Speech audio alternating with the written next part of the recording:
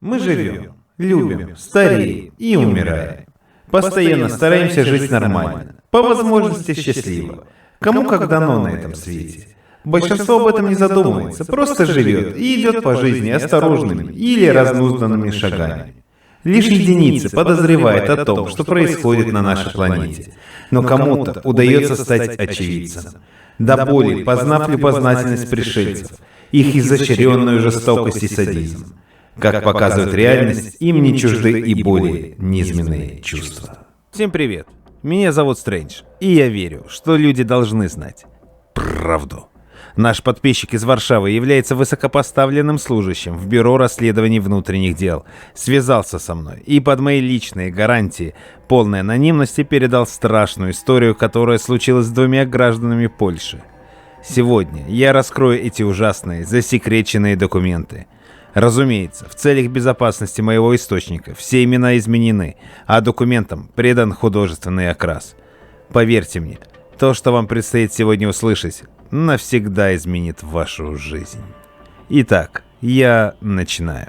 Кася и Томик наконец-то вырвались в путешествие. Решили оторваться по полной за весь рабочий год. Выкраивали это время, планировали и наконец-таки все срослось. Они в Париже. Путь из Кракова не был долгим, ведь это Европа. Здесь все близко и далеко одновременно. Так простой служащий, скажем, где-нибудь в порту в польском Гданьске, мог всю жизнь просидеть дома, не побывав ни в Берлине, ни в Женеве и даже в Париже. Кася и Томик не были простыми служащими. Они относились к рангу так называемой «золотой молодежи» и имели возможность путешествовать. Жаркая музыка давила на уши пульсирующими вспышками. Полумрак помещения озарялся мигающим светом под быстрое вращение стробоскопа. Томик причудливо сплетал руки, двигал торсом, дергая головой. Кася же стояла к нему спиной и игриво дразнила его, прижимаясь ягодицами к его паху в такт музыки. Им было хорошо и весело, громко и смешно. Две девушки неподалеку смотрели, оценивающие на Томика, смеялись, не отводили немигающие глаза с расширенными зрачками. В какой-то момент Кася повернулась к Томику и прошептала ему прямо в ухо: «Я хочу тебя». После она просто взяла его за ремень и потянула за собой. «Кася, я люблю тебя». Он целовал ее губы, лапал ее ягодицы, прижимал к себе, а Кася лезла ему в штаны. Все случилось как-то сразу и неожиданно. О нет, он не овладел ей в туалете ночного клуба, и у Каси не случился оргазм. Они просто оторвались друг от друга, уносимые вихрем движения во всеобъемлющей яркой вспышке. Последнее, что помнили оба, так это свои руки, тянущиеся друг к другу в разрывающемся водовороте. «Кася! Томик!» Через мгновение они очутились в незнакомом помещении, белом и пустом, без окон, но освещенном. Ламп не было, свет распространялся из ниоткуда. Казалось, что само пространство излучает волны пульсирующего света. Он то затемнялся, то снова усиливался. Комната погружалась во мрак и озарялась светом с очень быстрой амплитудой. Свет давил. Возникало чувство, что он ощущается буквально кожей. «Томаш, где это мы? Томик, ты слышишь?» Молодой парень лежал рядом, он был обнажен. Кася удивленно и испуганно смотрела на его грудь. Взгляд опускался к гениталиям. Это же случайно наверняка все произошло. Кто-то устроил розыгрыш, затянувшийся и не вполне удачный.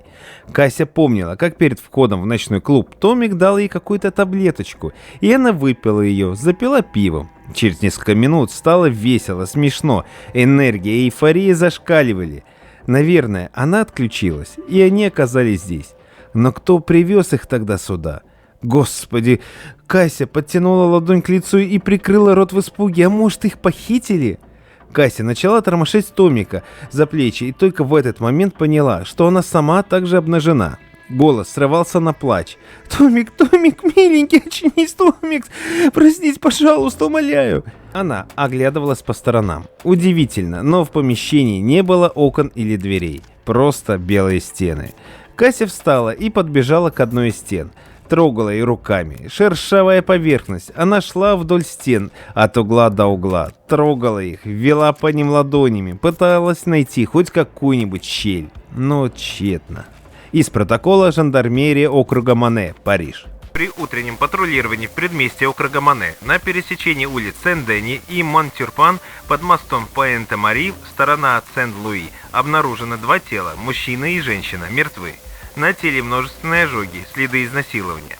Тела были доставлены в морг. Через час случилось непредвиденное. Женщина ожила. Ошибка врачей при осмотрении тела, отсутствие пульса.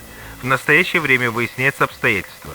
Женщина доставлена в госпиталь Лары-Буазьер в отделение и интенсивной терапии.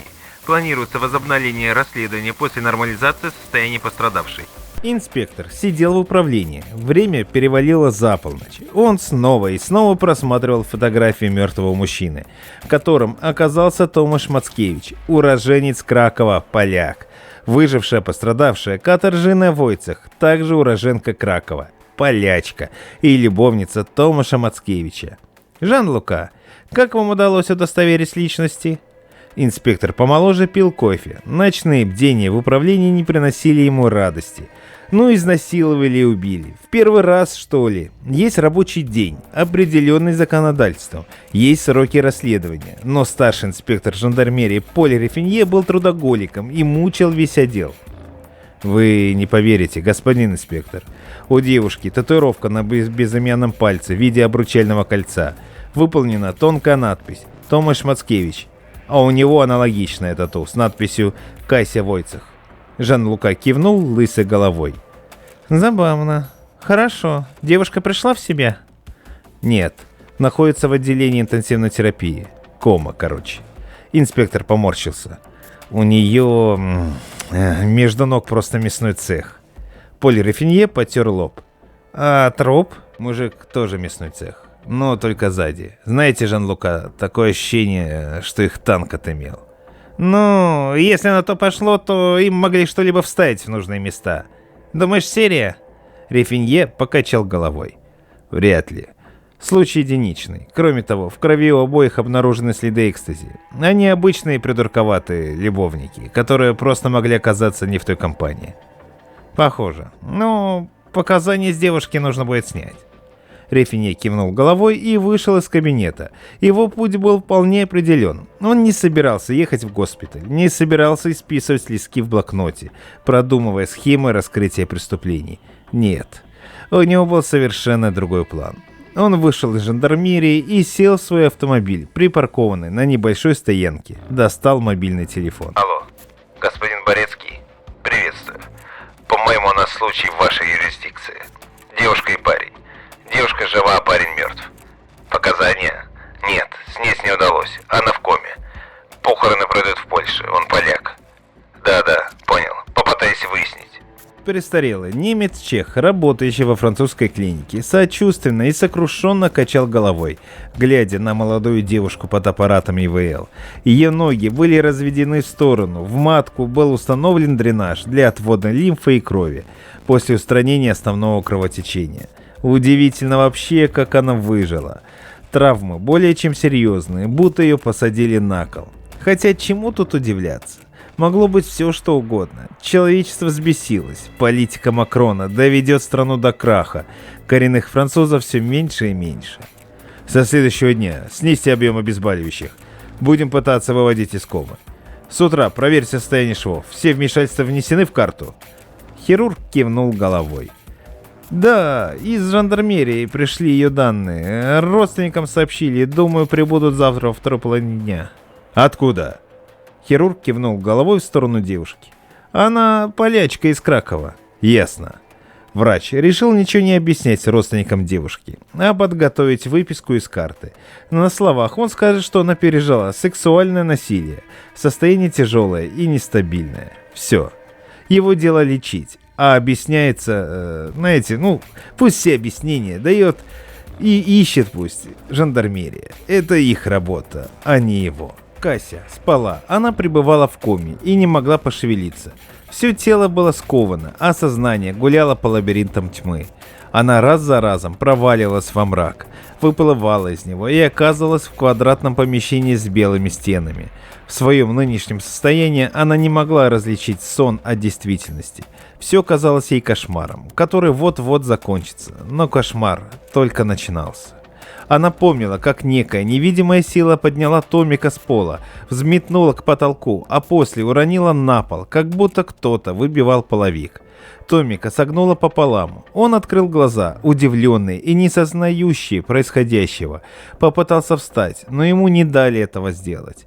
Рядом раздавались булькающие, шипящие и щелкающие звуки. У самого уха прошипело: «Не шевелись, если хочешь жить».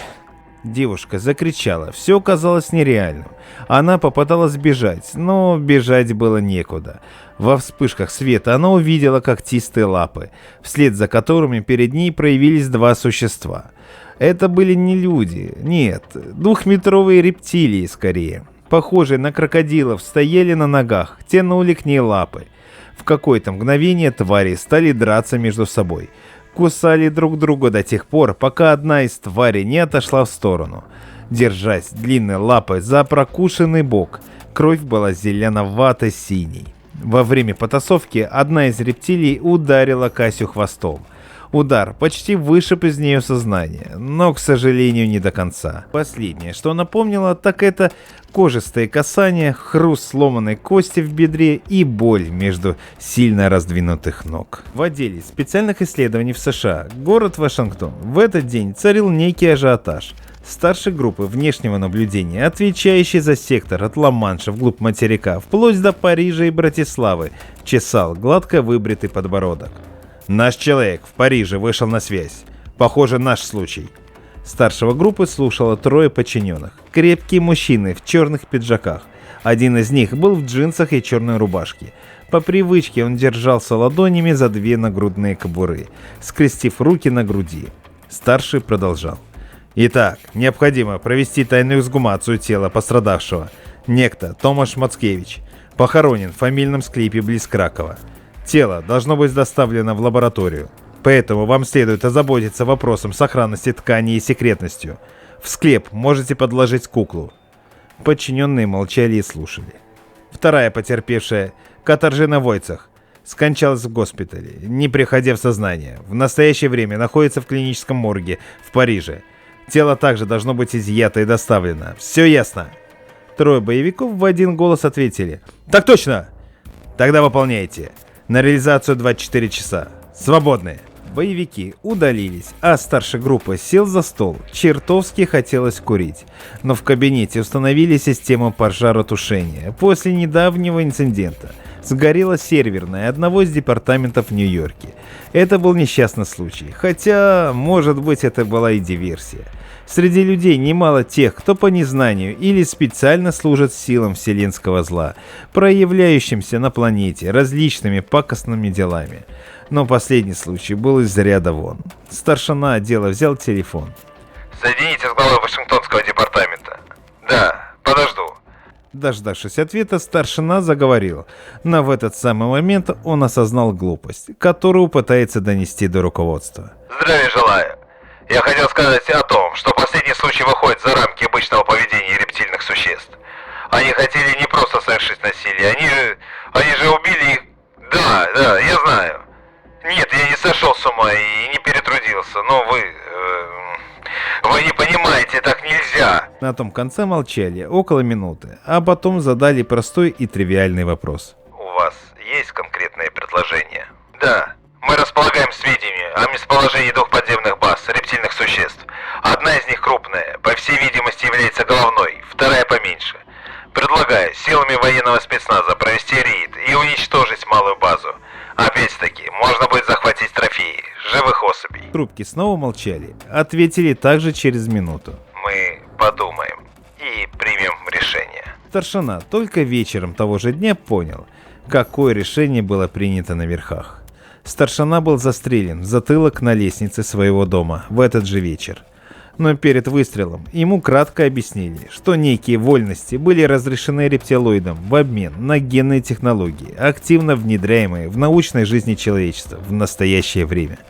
В эту самую минуту. Мы вам сегодня раскрыли только часть информации о пришельцах. Данных о их деятельности на Земле намного больше. На нашем канале мы раскроем все тайны и доказательства их присутствия. Подписывайтесь на канал и высылайте мне на почту свои истории, связанные с пришельцами.